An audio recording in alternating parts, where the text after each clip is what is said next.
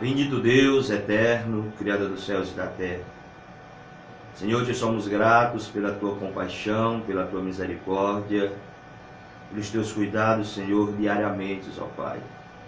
Somos gratos por mais este dia de quarta-feira, mais este fôlego de vida que o Senhor tem nos dado.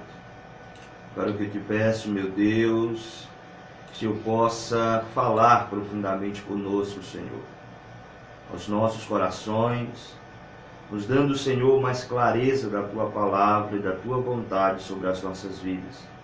Que haja liberdade, Senhor, em nossos corações, que possamos ser libertos, ó Pai, na nossa mente, para que possamos Te servir com mais alegria e mais amor e mais entrega, no nome de Jesus. Amém e amém. Glória a Jesus. Saúde a todos com a paz de nosso Senhor e Salvador Jesus Cristo. Que Deus nos abençoe, em nome do Senhor Jesus. Quero mandar a paz do Senhor para todos os irmãos ali da congregação do Buriti, congregação na qual somos ali o responsável, o supervisor, na direção do nosso pastor Eliakim, e a permissão e a vontade do nosso Deus. Os irmãos que ali se congregam, aquela igreja abençoada da parte do Senhor, onde o Senhor tem feito maravilhas nas nossas vidas, e que eu agradeço aquela congregação por tudo, por cada irmão, o nosso irmão Washington, que ali é o líder da banda, o conjunto da igreja, que está fazendo um ótimo trabalho, aos obreiros, que todo dia tem que colocar a cadeira para dentro, para fora, montar e desmontar o som. Quero aqui continuarmos o estudo na carta de Paulo aos Coríntios, primeira carta, do capítulo de número 10. Eu quero ler aqui 2 versículos, o versículo de número 23 e o versículo de número 31.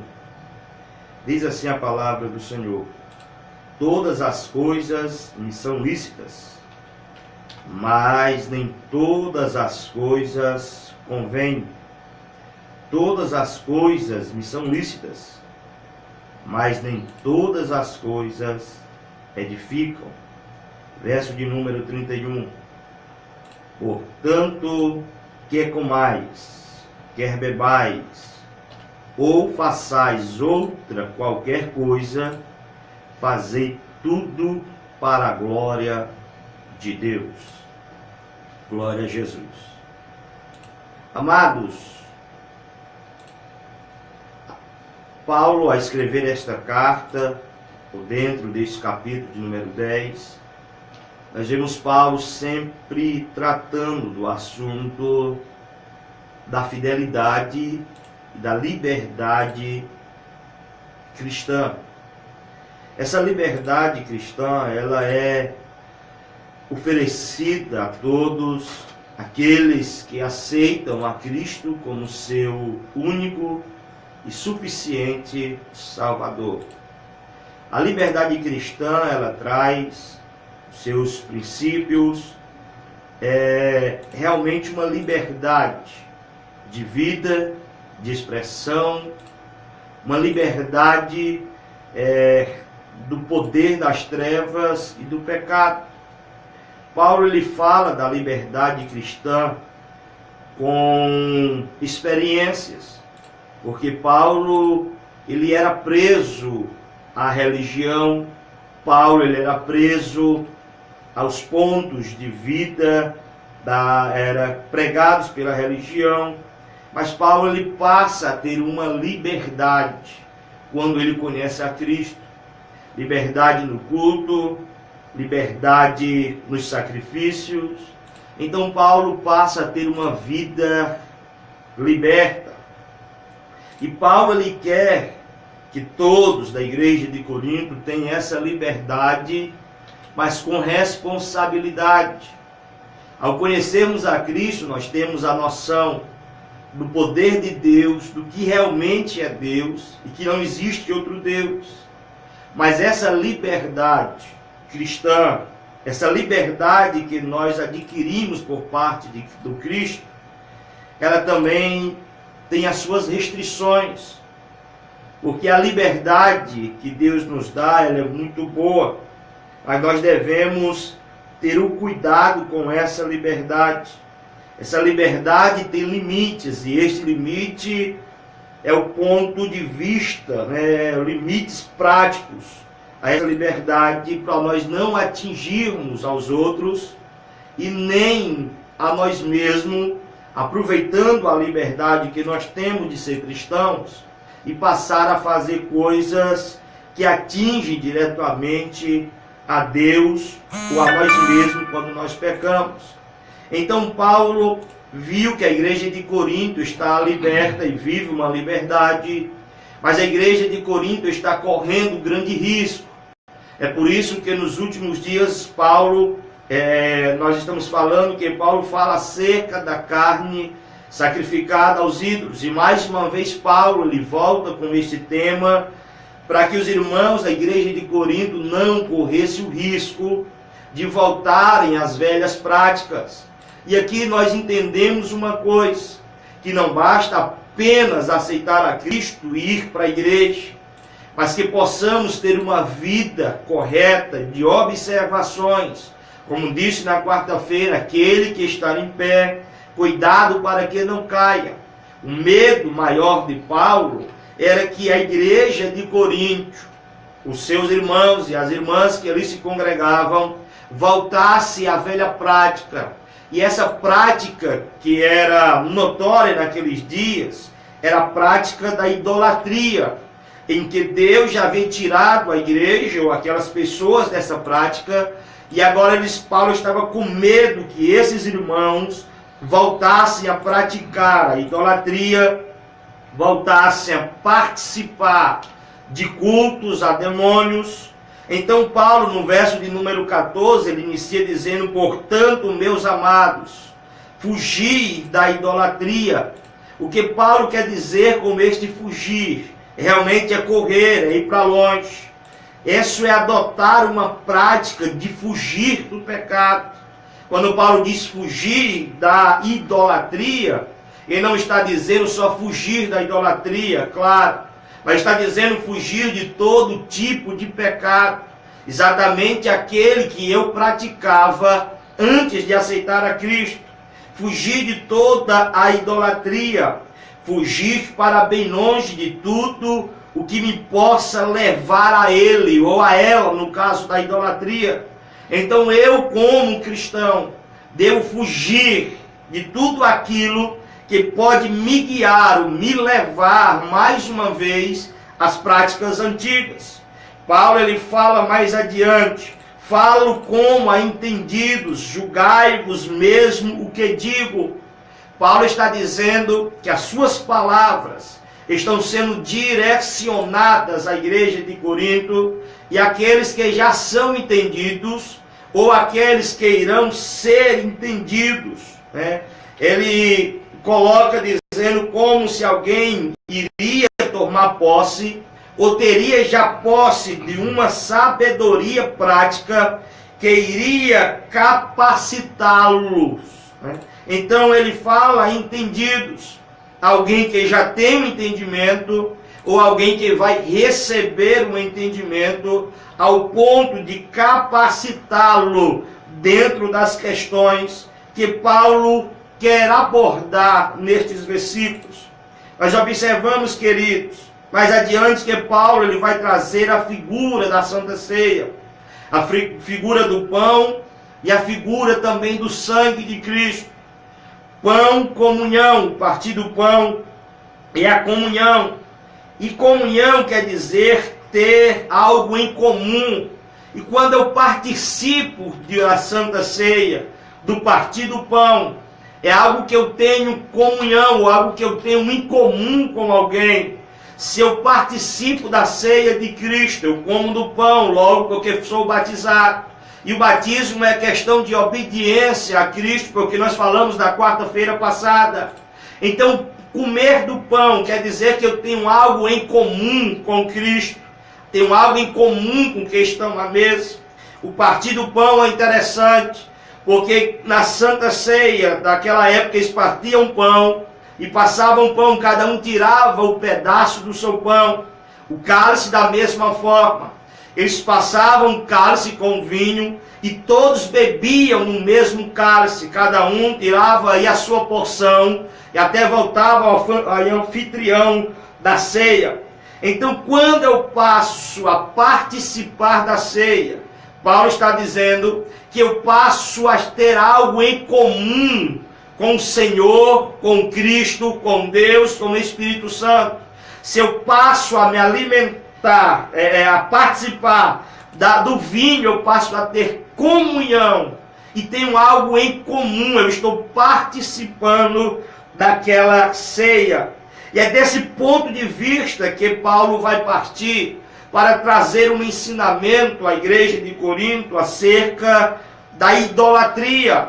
Porque ele vai dizer que um crente que participa da ceia do Senhor, que tem algo em comum com Cristo, que tem algo em comum na obra redentora de Cristo, ele de nenhuma forma pode participar de um culto pagão, de uma seita, de uma ordem de culto a demônios ou a outros deuses que possa denominar a idolatria.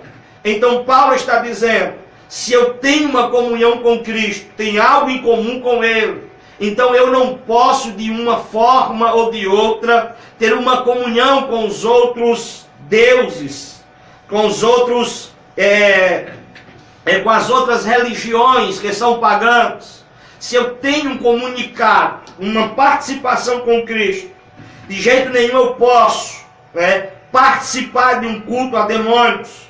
Portanto, o cristão que bebia do cálice e comia o pão, já não pode mais participar de uma adoração idólatra. Porque como podemos nós sentarmos na mesa de Cristo, comermos do pão e logo participarmos de um culto ou de uma adoração idólatra? Então Paulo diz mais adiante que os ídolos nada são, que não há força, que não há poder neles. Olha como Paulo ele é claro em dizer que os ídolos que as pessoas levantam, ou seja, no seu coração, na sua mente, ou dentro das suas casas, ou dentro dos seus templos, nada são. Não são nada, eles não podem fazer nada. Mas a revelação que Paulo passa para nós é algo extraordinário. Porque ele passa a dizer que quem está por trás de toda essa ação idólatra aos demônios. São demônios que passam a incentivar a idolatria, que passam a incentivar o culto, que passa a incentivar a adoração idólatra, porque ele é o único interessado em que o homem desvie a sua total adoração e reverência, que era devida a Deus, para ídolos criados pela imaginação de uma pessoa. Então, Paulo está dizendo que todo o culto idólatra tem na sua finalidade, ou por trás dos ídolos, ação demoníaca. E naquela época que Paulo escreve esta carta, havia os dizeres daquela época, que quando alguém participava de um sacrifício, de um culto pagão, eles participavam de um culto aos demônios, e esses demônios adentravam a carne, participavam da carne e também da vida da pessoa que sentava à mesa ou que participava do sacrifício. Então, por trás de toda a idolatria existe uma ação demoníaca, porque nós entendemos que não existe um Deus a não ser o Deus Criador, constituído das três pessoas, o Pai, o Filho e o Espírito Santo, que são pessoas distintas. E logo disso não existe um outro Deus, a não ser a ação demoníaca do anjo caído, conhecido como Lúcifer, Satanás, o diabo, o adversário, aquele que é contra Deus, aquele que é contra tudo aquilo que Deus criara. Então somente este é que quer ter o lugar de Deus, se colocar no lugar de adoração, então este é o único que quer direcionar para si a adoração da humanidade, mostrando para si mesmo, ou mostrando seu orgulho de receber uma adoração, ou mostrando para o próprio Deus que o homem é falho, pecador, e não atribui somente a Deus a sua adoração e o seu culto, mas também direciona a ele, ao demônio, ao anjo caído,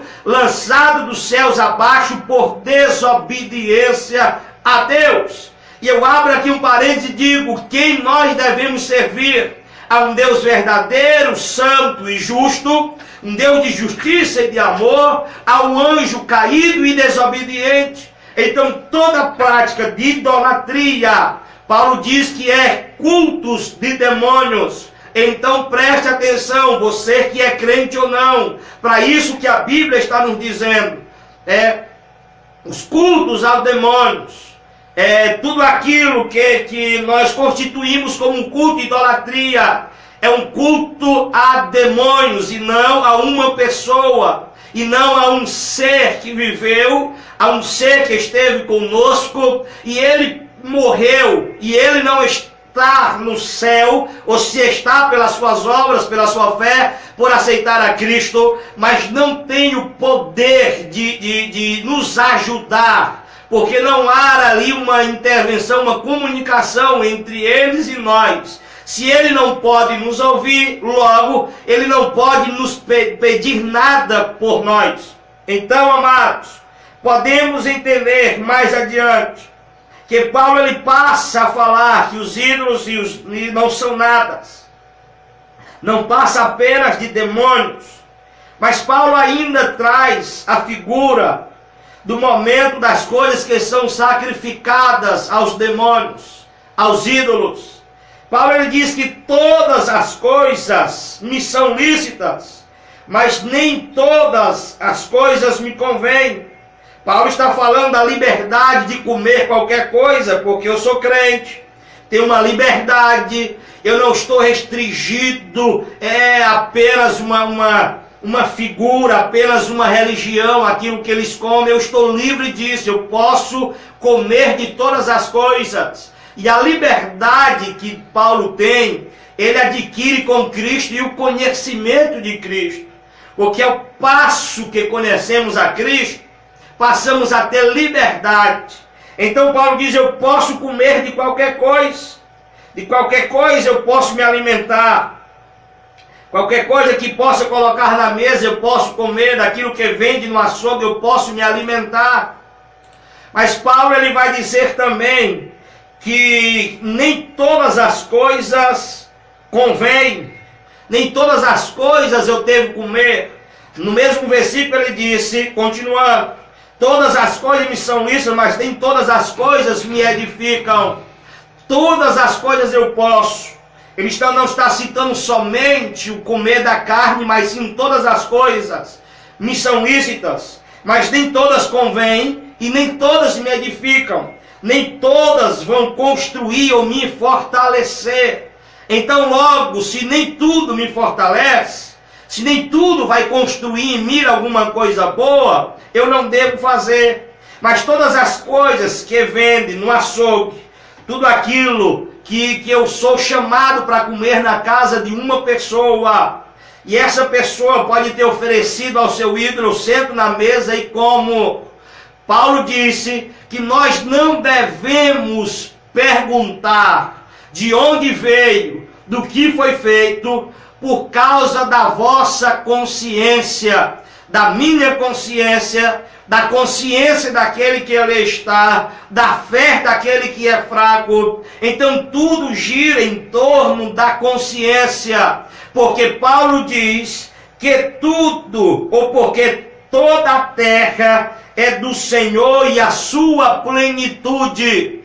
Paulo está citando aí um dos salmos: toda a terra e a sua plenitude é do Senhor. Paulo está dizendo que tudo é para a sua glória, tudo é para a exaltação do homem, para a glória do homem, tudo é de Deus e é para Deus. Então tudo aquilo que está sobre a face da terra, que seja ele carne ou não, oferecida ao ídolo, eu posso me alimentar disso. Naquela época Paulo está dizendo isso. Posso me alimentar?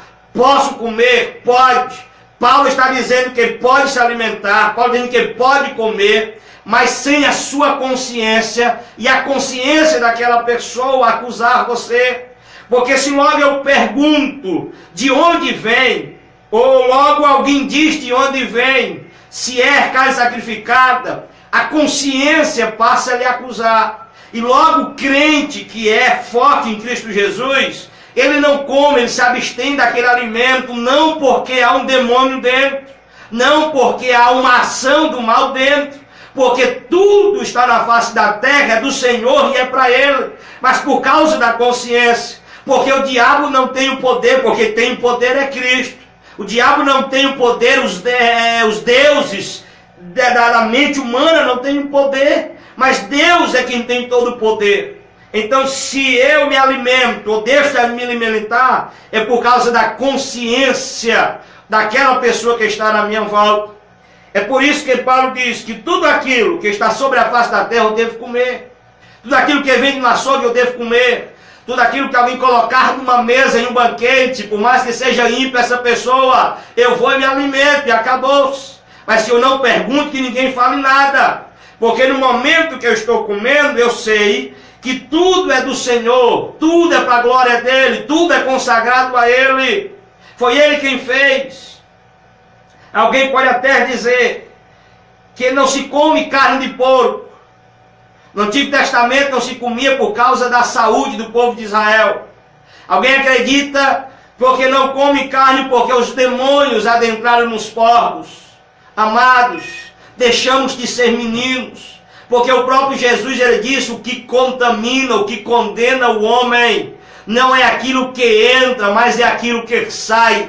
Enquanto algumas pessoas estão preocupando naquilo que ele come, não está se preocupando com aquilo que sai da sua boca, sai da sua língua e sai do seu coração.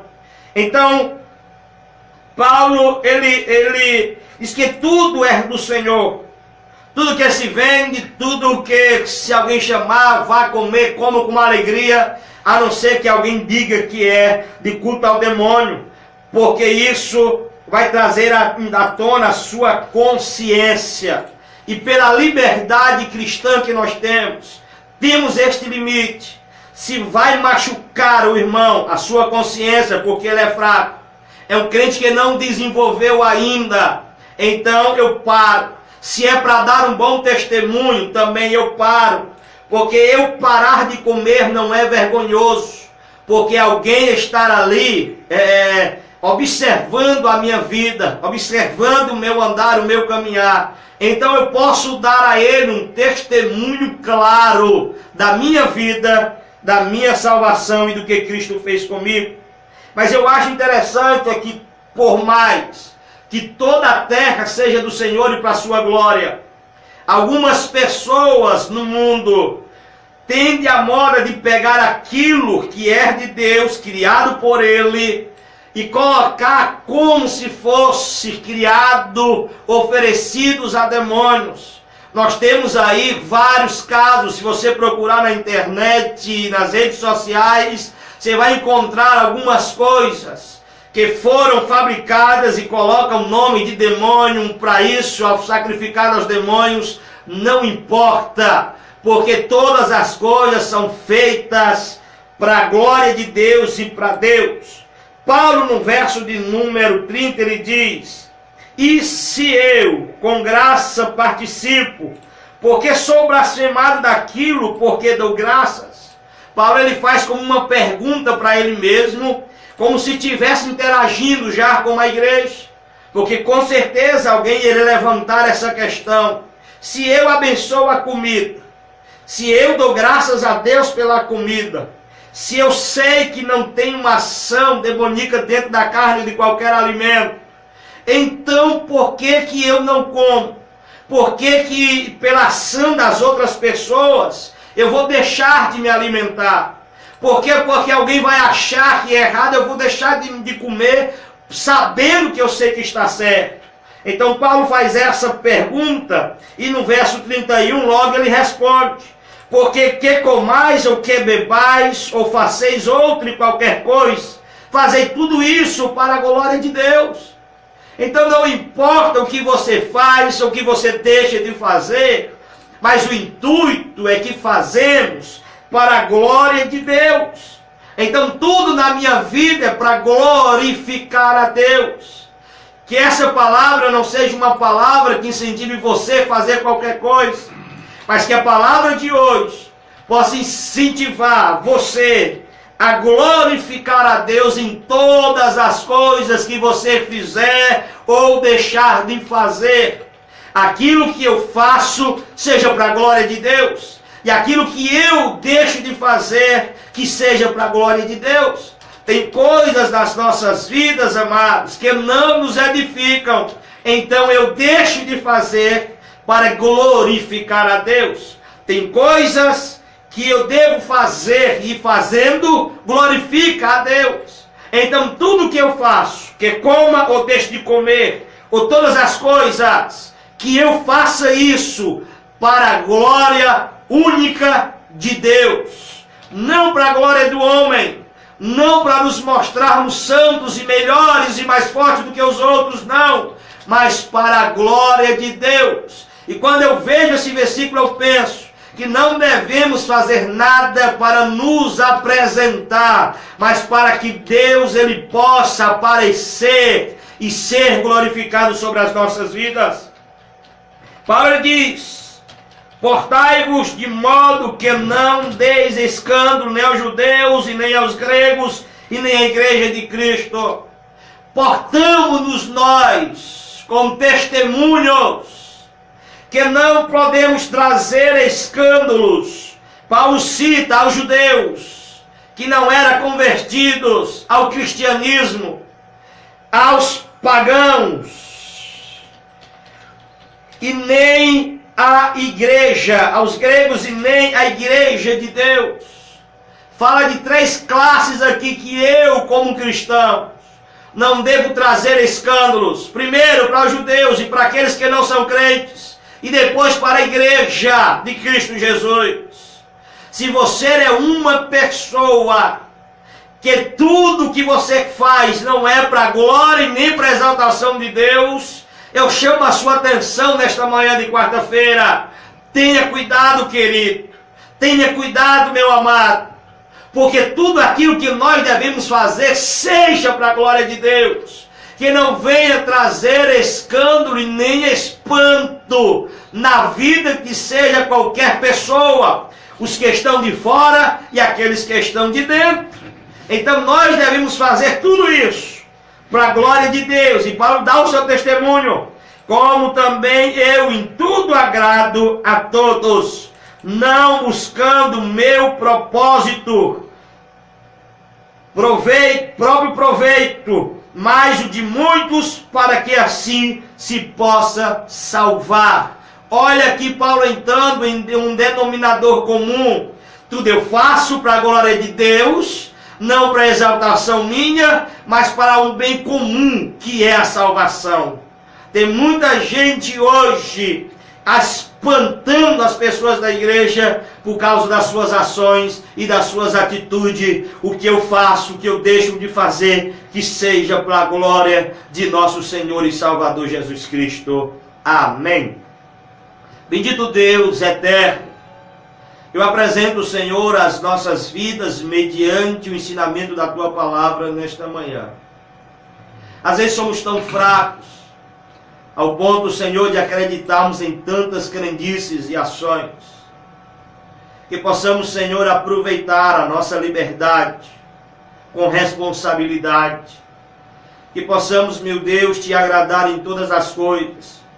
Que seja deixar de comer ou comendo, deixar de fazer ou fazendo, Senhor. Que tudo isso seja para Te agradar, para a honra e glória Tua, Senhor.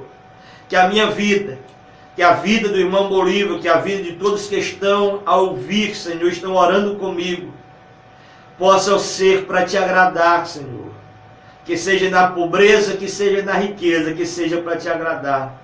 que seja fraco ou que seja forte, mas que seja para te agradar, que seja para a honra e glória tua, que seja, Senhor, na saúde ou na doença, que seja para te agradar, Senhor. Que possamos fazer tudo, Senhor, para te agradar, porque toda honra e toda glória te pertence. E para um bem, Senhor, meu Deus, que é a salvação de toda a humanidade. Que possamos ser exemplos, que as outras pessoas possam ver em nós, crentes diferentes, e possam ser atraídos a Ti, pela nossa fé, pela nossa mudança de vida, e pela presença do Teu Santo Espírito em nós, pelo testemunho que nós temos dado, Senhor. É o que eu te peço e te agradeço. Amém.